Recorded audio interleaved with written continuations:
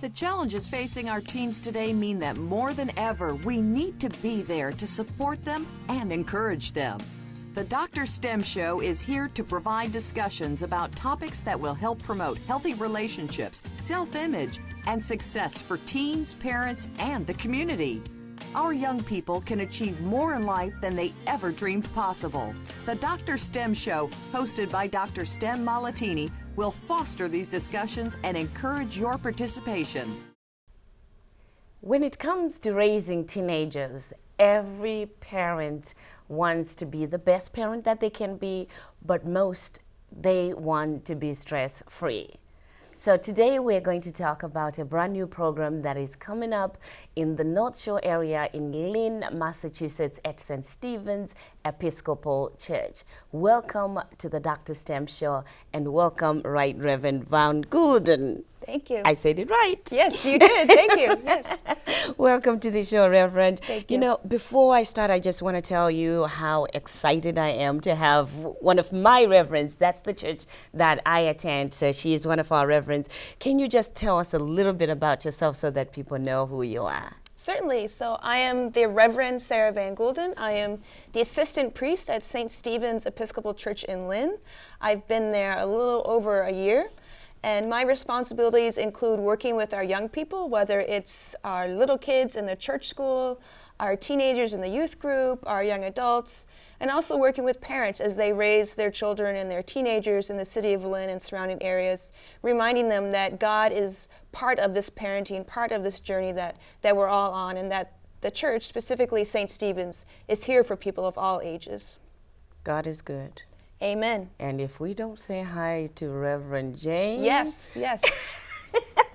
So I am blessed to work with the Reverend Jane Gould, who is the rector, which is the main priest of St. Stephen's in Lynn. And she is a powerhouse, makes so many of these programs possible. And so we are here today because of her. So Yes.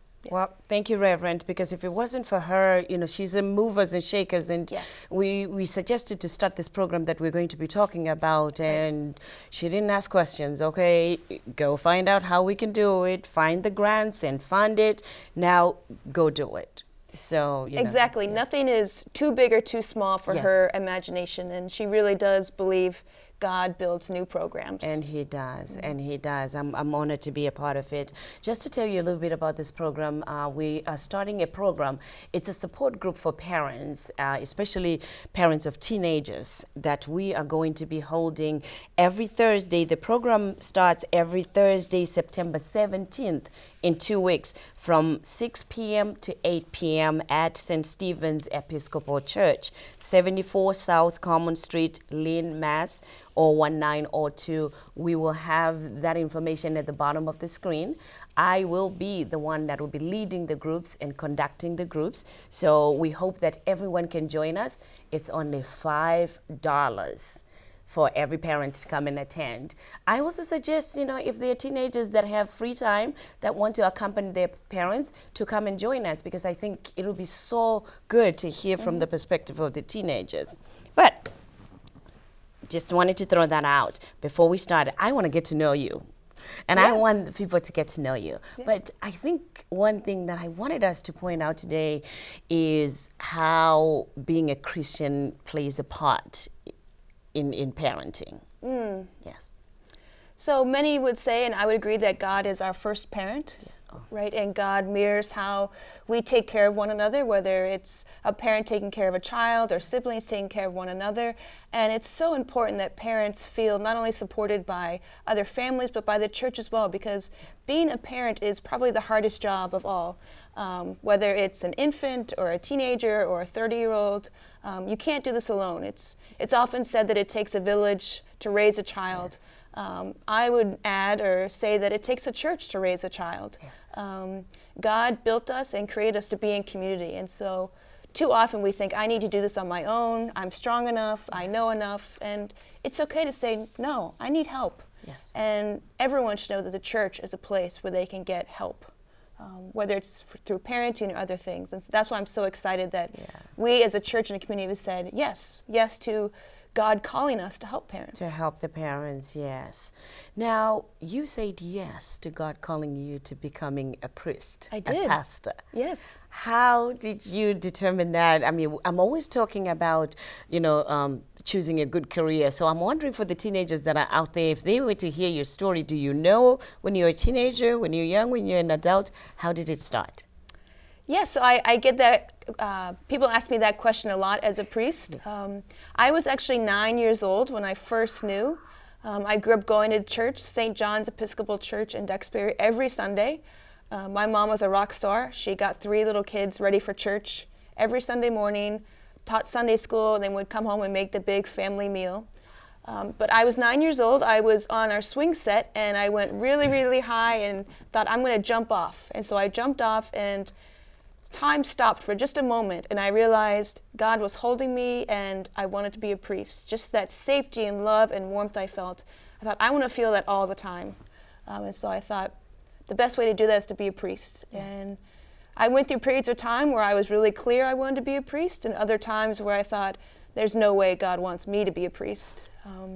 Finally, when I was in my mid-20s, I heard that call again, and it just felt right. It felt like I was becoming who I was meant to be. Yes. After so many years of trying to be someone else. Yeah.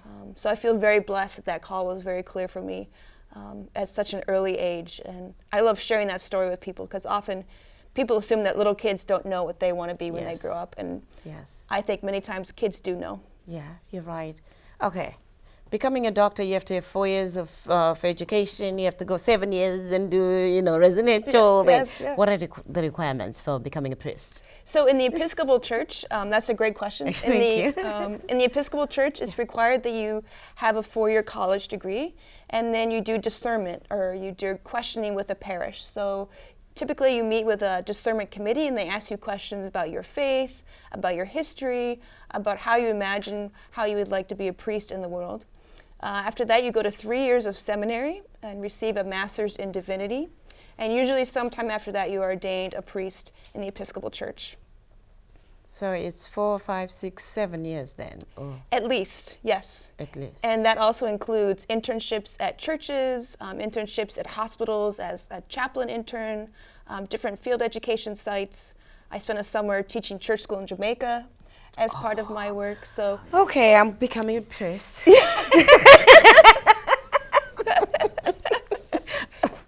Jamaica, I am becoming a priest. Yes. Count me in. I don't know about another 7 years in college. yeah, it's a lot, but Yeah. I met a lot of great people. Yes. And received so much love and support from so many different people that it would take a whole day to talk name all about. of them. Yeah. You're right. You're right. No, I appreciate you sharing, that story, and what a wonderful pastor you are. Thank And you. I can Thank attest to you. that because Thank I'm you. one of your members at your church. We are talking about supporting parents, and as a church body. Support. So, the support that we're talking about. I was listening to you talking, and I thought when you said safety net. Yes. It sounds to me like the church is becoming that safety net as a voice of God, actually God being our ultimate safety net. But I think Exactly. what we're bringing is a safety net for the parents. Yeah, and I would agree. I think the church is changing. Yes. I mean, I think earlier the church was very focused on inside worship, inside service, and I think we're looking more outward, especially to different groups of people. So parents who are really struggling with their teenagers, and I see it working with our high school youth group, young women who have to face impossible odds that I couldn't even have imagined when I was a teenager. And they feel like they can't go to their parents because they're frightened of what their parents might think or what might happen. And so they come to the church looking for that help, both from myself and our youth minister, Jason Cruz, who works at Raw Artworks.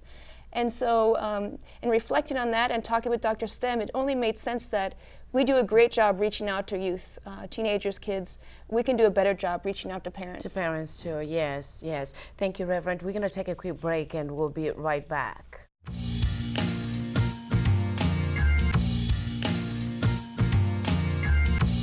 We are talking today to Reverend Sarah Gould of St. Stephen's Episcopal Church, Lynn, Massachusetts, who is my pastor.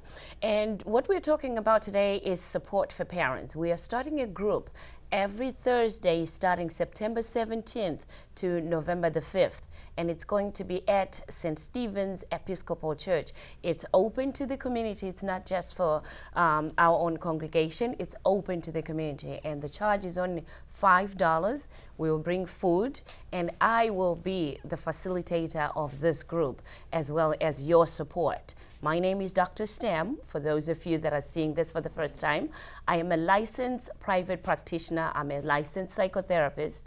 I have over 15, give and take 20 years of working with teenagers, parents, in detention centers, residential programs. I currently have an office in Salem High School as well as downtown Salem, Mass, where I work primarily with teenagers, parents, and teachers. So I look forward to seeing you and answering any questions that you might have about teenagers. What are some of the challenges that you have been hearing or seeing between the parents and the teenagers in the church? So one of the challenges that I run up against again and again is what will happen to me after high school. Many of our young people really want to go to college, and they have that fire and their dream within them, and their parents have that same dream within them. They want their children to go to college, to get the best education they can, and then they hit the finances. And so the child or the teenager often doesn't understand why finances is an issue. And the parents know so well the huge debt that will happen from a four-year education, not only for the parents but for the youth as well. And so often we see parents, although they want their children to go to college, pushing them into employment right after high school. And so that creates an immense amount of friction, because the teenagers feel that their parents don't care about their future, when that's really what the parents do care about. But unfortunately, the parents are living in reality, in Lynn especially, that economically, life after high school is very uncertain. I was lucky to grow up in a town where everyone went to college after high school, and that's just not the case. So that's one of the struggles we're having right now with teenagers and parents. So I'm going to be a devil's advocate. I'm from Zimbabwe, as you know. And I come here to America, and there's this vast amount of resources that is available for teenagers. One thing I can never understand is that you can get a scholarship if you get straight A's and B's, or even a GPA of 3.5 or above. There are scholarships that are there. So then I get to meet with teenagers that go, well, I don't have money to go to college. And the parents say, well, there's no money to go to college. And yet tutors are sitting in the schools with nobody to tutor, because nobody wants to stay after school. Nobody wants to come on weekends or day. So I struggle with understanding that clearly we have such a vast number of teenagers that don't have the resources, and yet there's money there that they can access if they work hard and go beyond anything that they can ever do to just have the grades and the GPA and get the money. Am I crazy to think that way? No, you're not crazy, and I think that points to an underlying issue that many teenagers don't feel good enough for college. They've been convinced by their peers, their teachers, society, Facebook, that they're not good enough because of their skin color, because of the way they talk. I can't tell you how many times, especially with our young women, who feel like they're not good enough to go to college. They're not good enough to live a certain life. And so for me, that is heartbreaking, both for me and I think for God. And really that's where I think the church has a role to step in and remind teenagers and parents and all of us that when God created the world, including humanity, God said, it is good. We are all good and all beloved. And so that's why the church needs to step in and remind people that you are loved. You are more than good enough. And to claim that goodness and then be empowered to go after what it is that you want. Yeah. And the other thing is, I think that way for those that want to go to college and say that they want to go to college, but then the action and what they say, they don't match. But then on the other hand, I truly understand as well that the resources are limited, for some of the people. And even wanting to be creative sometimes is difficult. But I think that's when the church has been so instrumental to have those resources available either at the church where there's easy access, which I applaud.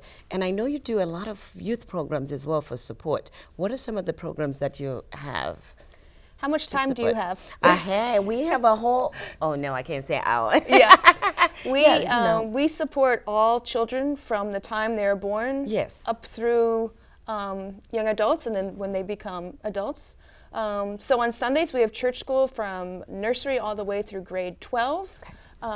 Different classrooms. We also have a middle school youth group that meets third Fridays of the month, 6:30 to 9. We have our Oasis High School youth group that meets the second and fourth Fridays, 6:30 to 9. And what's great about these programs in particular is that they're open to all youth. You don't have to be a St. Stephen's member to come to any of our youth groups. Okay. We also have the Kids and Community program, which is a free 4-week summer camp in the month of July for any child living in the city of Lynn. This past summer, we also added an academic enrichment program when one of our parishioners, Michelle Brown, a teacher at the Washington STEM School, realized there was going to be no summer school for the younger children in Lynn because of budget cuts. And being the church that we are, we said, that's not okay. We need to make a summer program happen for those young kids. We take our youth to the Barbara C. Harris Camp, which is an Episcopal camp in New Hampshire. This past summer, we partially funded and some fully funded around 30 children and teens to go to that camp this past summer. So we do as much as we can for the youth of Lynn surrounding cities because we know how badly it's needed. Yes. What are the anticipations of the parents? Because I know you've been announcing and talking to some parents. Are there any issues that are coming up that they go, oh my God, I hope we can talk about this? A couple of parents have said to me, I need help dealing with our busy lives. We don't have time for things that our family would enjoy doing, going to church, sharing a family meal. So that's why they want to come to this program. Okay. So as I said, there's a lot of stress that comes with raising teenagers. There's also a lot of unknowns that are there when dealing with teenagers. So what I'm going to do as well is to give you my email. Let's say you're a parent that is probably not able to come and attend this group, but you have a question that I can discuss with the group and hopefully come back on camera and answer some of those questions. You can email your questions about parenting teenagers, anything that you want to know, any resources that you might need to drstem14@gmail.com. That is DRSTEM14@gmail.com. You know, I was saying that because part of this is, we want the parents to know that this program is there. And we also want the teenagers to know that you have the youth programs that are being done at the church. Lynn, Massachusetts. I know there's been a lot of struggles with the kids there and the parents. Talk a little bit, being the church that's in the center of the city, some of the problems that you've been seeing, or solutions actually, because then we always talk about the problems, right, yeah. But there's so many solutions that came up. Right. Maybe, there's some of the solutions that have come up through the years. Certainly. So St. Stephen's Episcopal Church, we're located right on the Lynn Common. Yeah. We're actually in the center of the poorest ward of the city of Lynn. You know what? As I asked that question, I just realized that it was break time. So okay. Gives Great. you a little bit more time to think about it. That would be wonderful. We're going to take a quick break and we'll be right back.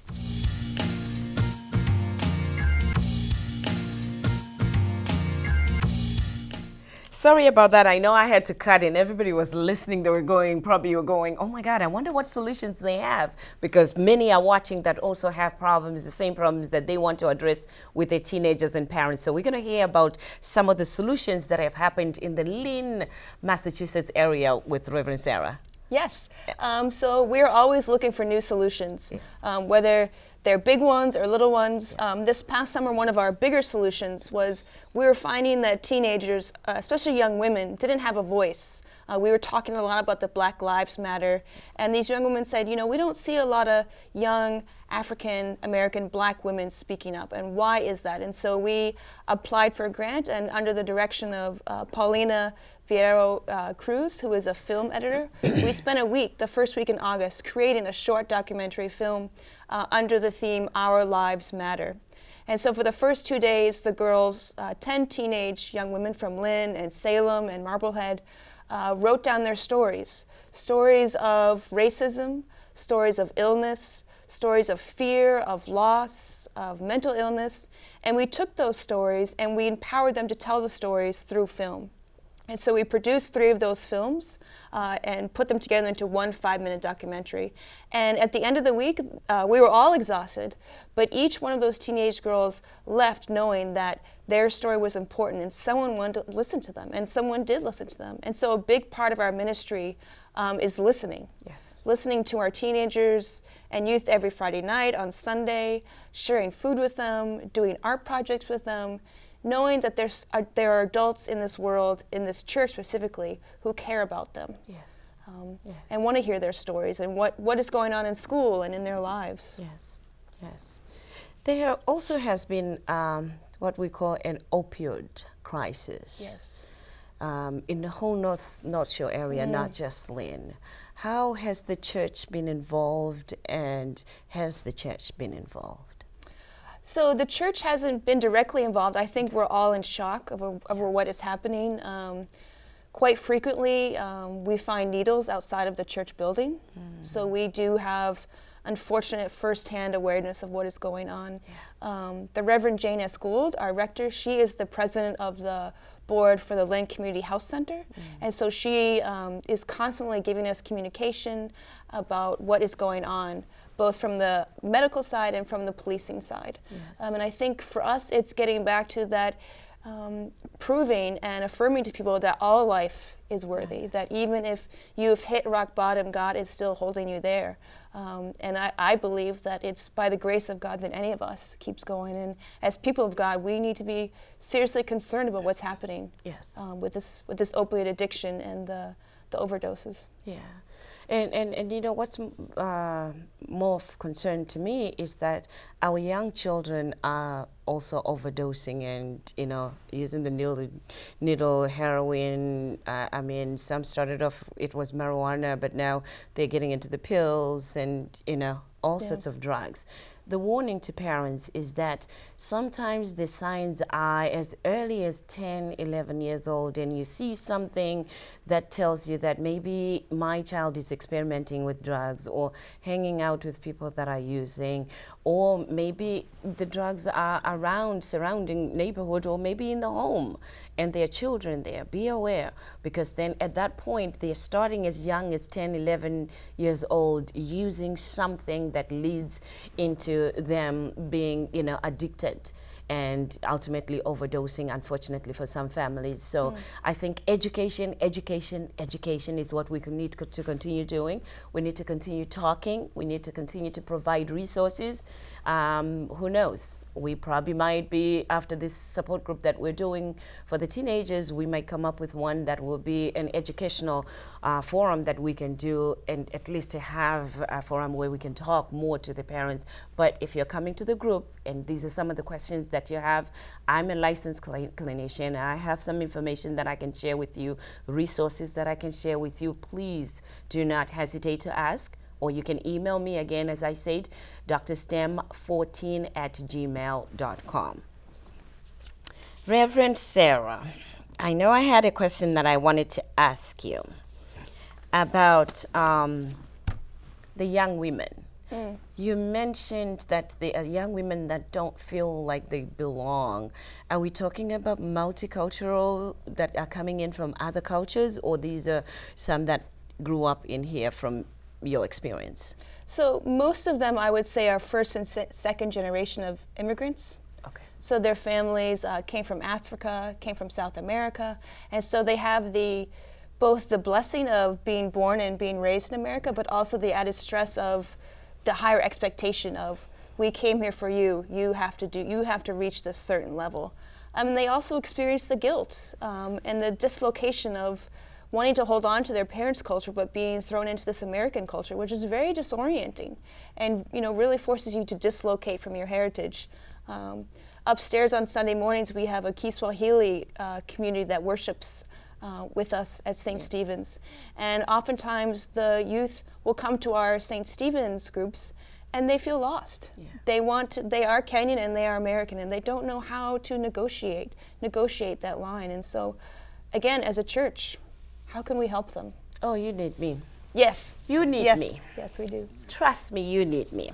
But you know what? That's the beauty about coming to this group that we're starting. It's a teen support group, actually not teen support group, parents of teen support group that we're doing, because we're going to be talking about the struggles for the parents that is there. You just heard the Reverend saying the teenagers are struggling as to whose culture do I keep. I'm in the middle, I'm in America, but my parents are expecting me to hold the culture from back where we're coming from, and yet it doesn't fit in, or I don't feel like I fit in. So those are real struggles for the teenagers, but guess what? They are real struggles for the parents as well, because then they know a certain way, and truly they've sacrificed so much to come to this country for these children. How do we bridge that gap is what we're going to be talking about in these parent support groups that we'll be holding at St. Stephen's Episcopal Church. As I said, it's in Lynn, Massachusetts. The cost is only $5. The phone number to call for that is 781-599-4220.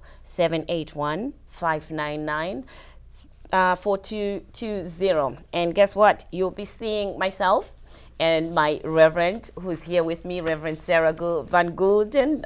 Good.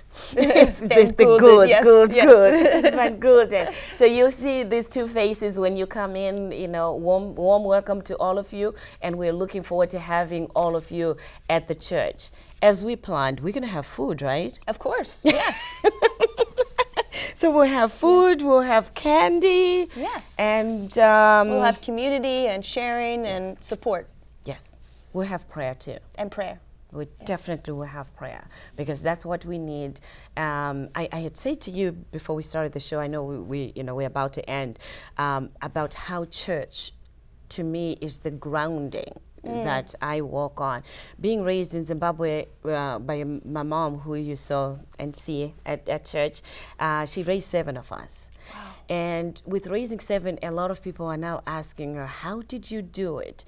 Because by God's grace, we have all done well and managed to be, respectful citizens in the United States, having gone to school and doing what we do.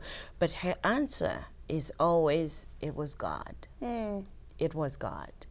So if there's anything that I'm hoping that the parents can get out of this, is to see how truly God can play a big part in raising the children and being able to take away the stress and, bridging that communication between them, because my mother did it, your mother did it, and many mothers have done it.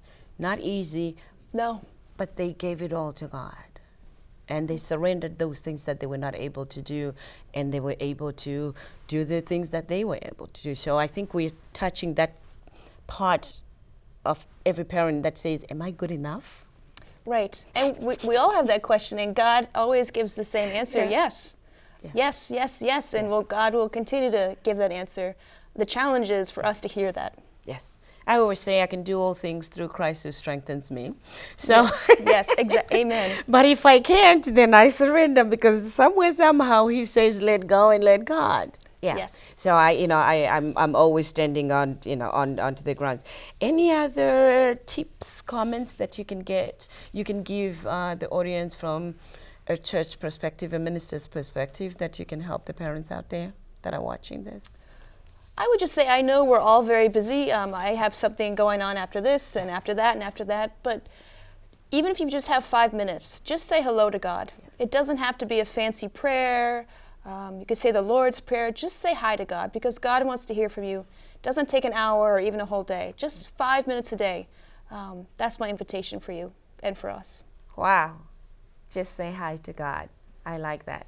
Thank you so much for coming today. Thank you for having me. And thank you all. We will see you at St. Stephen's Episcopal Church in Lynn, Massachusetts. Don't forget to call ahead and register, because we only have a few spots that are available. That number is 781-599-4220. And as Reverend Sarah said, don't forget to say hello to God. It only takes a few seconds. Thank you for watching the Dr. Stamp Show.